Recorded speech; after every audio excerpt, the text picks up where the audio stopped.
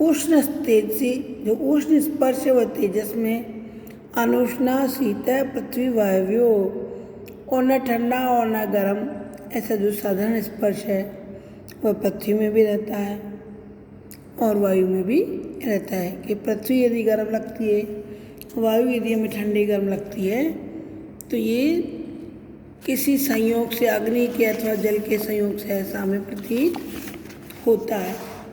लेकिन ये जो हमने पढ़ा है, ये भी पाकज और अपाकज भेद से फिर दो प्रकार के हैं। तो ये चीज़ आपको बता रहे हैं हम। देखिए, रूपादि चतुष्टयम कुत्र पाकजम, कुत्र व अपाकजम।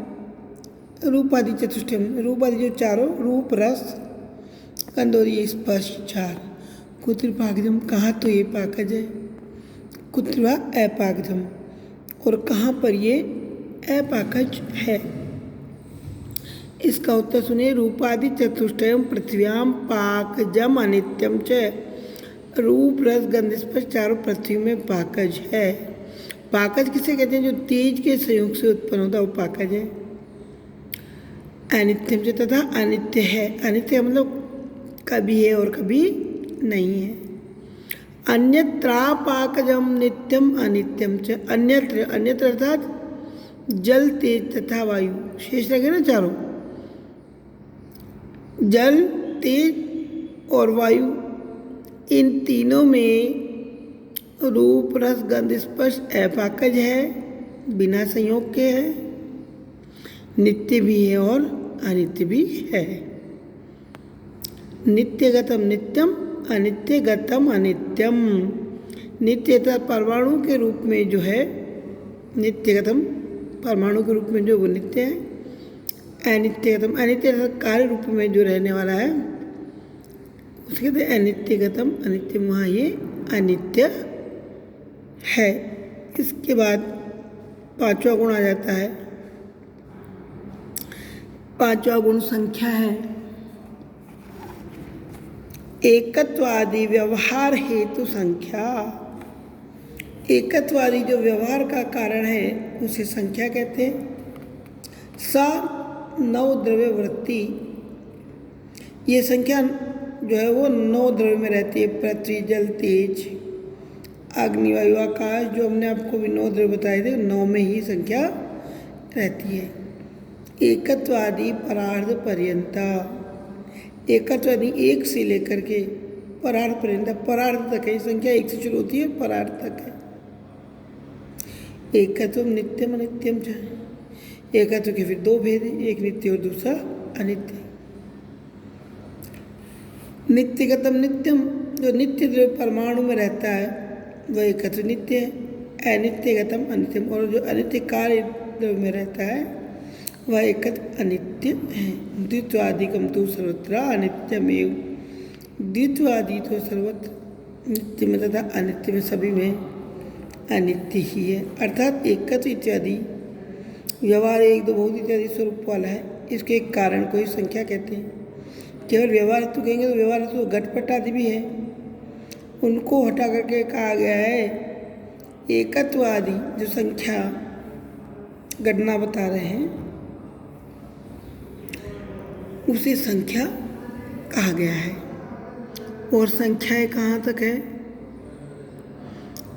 एकम 10 शतम चैव सहस्रमयुतम तथा लक्षम च नियुतम चैव कोटिरर्बुदमेव जय वृंदम खर्वो निखर्वश्च शंख पद्मश्च सागर अंत्यम मध्यम परार्थम च 10 विद्या यथाक्रमम। ये सभी संख्याएं अपनी पूर्ववर्ती संख्याओं से क्रम से 10 गुनी होती है। जैसे 1 से 10, 10 से 100, 100 से 1000, इस तरह अपने अपने से 10 गुनी होती जाती है। परार्थ संख्या में एक के बाद 17 शून्य लगाए जाते हैं। एक लिख के उसको 17 शून्य लगा दे, वो परार्थ कहलाती। लीलावती नामक गणित ग्रंथ में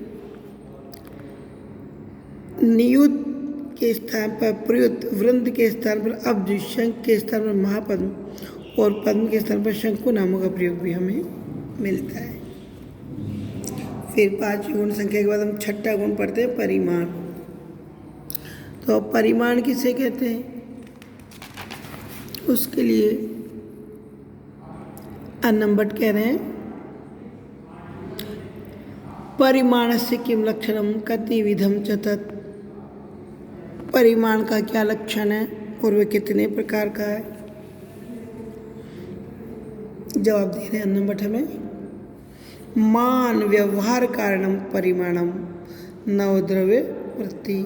मान अर्थात माप, नापतोल के व्यवहार का जो कारण है उसी को परिमाण कहते हैं। और नवद्रव्य नवद्रव्य में रहता है। तच्च चतुर्विधम अणु महक दीर्घम रसम चेती। अणु मानी पतला, महक मानी बड़ा, दीर्घ यानी लंबा और रस मानी नाटा।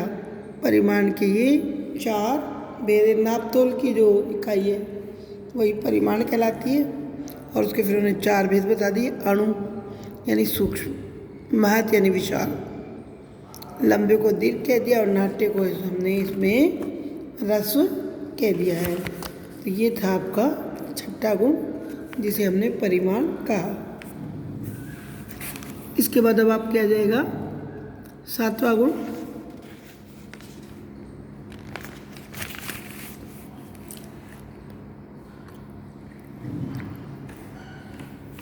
पृथक व्यवहार कारणम पृथकत्वम सर्वद्रव्य वृत्ति।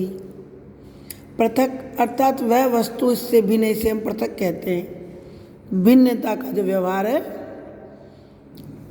उसे कहते हैं पृथक व्यवहार कारणम पृथकत्वम सर्वद्रव्य वृत्ति। पृथक अर्थात ये वस्तु इससे भिन्न, इस व्यवहार का, ज्ञान का जो असाधारण कारण है वह पृथकत्व नामक गुण कहलाता है। सर्वद्रव्य वृत्ति अर्थात पृथकत्व गुण सभी द्रव्य में रहता है। एक द्रव्य दूसरे द्रव्य से पृथक है तभी तो वो अलग द्रव्य है। 8वां गुण संयोग, संयुक्त व्यवहार हेतु संयोग है। ये दोनों संयुक्त अर्थात जुड़े हुए।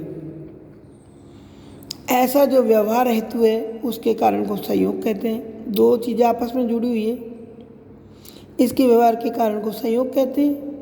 सर्वद्रव्यवृत्ति ये भी सभी द्रव्यों में रहता है। सर्वद्रव्य कितने 9, तो 9 के 9 में रहता है। 9वां गुण आता है आपके विभाग। विभाग संयोग नाश को गुण हो विभाग है। सर्वद्रव्यवृत्ति संयोग अर्थात जुड़ाव को, नाश को नष्ट करने वाला जो गुण है वो विभाग कहलाता है।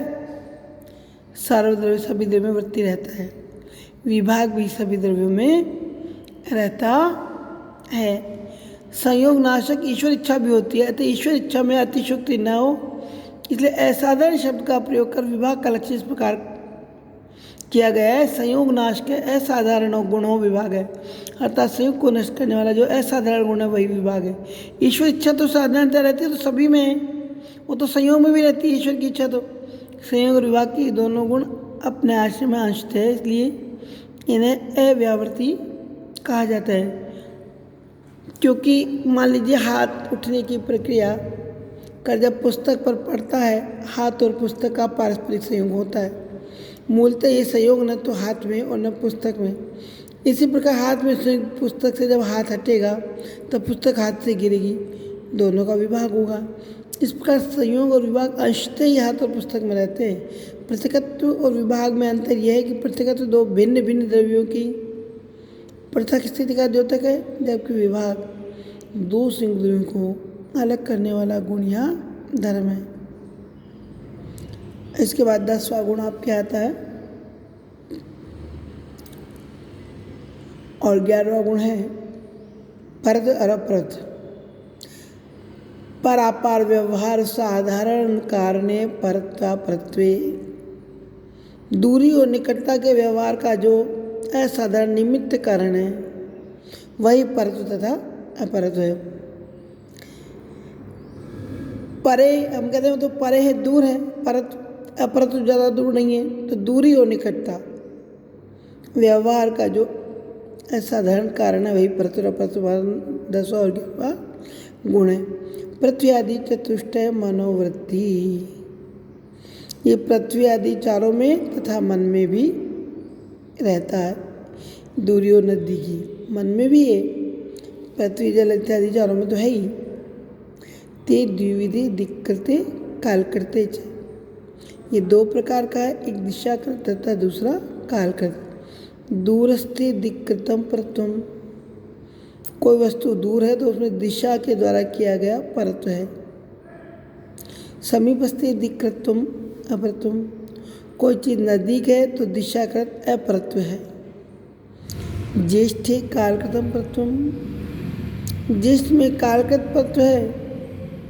कनिष्ठे कालकृतम अपरत्वम, तथा कनिष्ठ में कालकृत अपरत्व है, तथा कोई बड़ा है और कोई छोटा है। इसमें बड़ा और छोटा होने में समय का कारण है। जो 2 वर्ष पूर्व हो गया उसे हमने ज्येष्ठ कह दिया, और जो 2 वर्ष बाद है उसे हमने कनिष्ठ कहा। तो ये काल के द्वारा किया गया परत्व और अपरत्व है।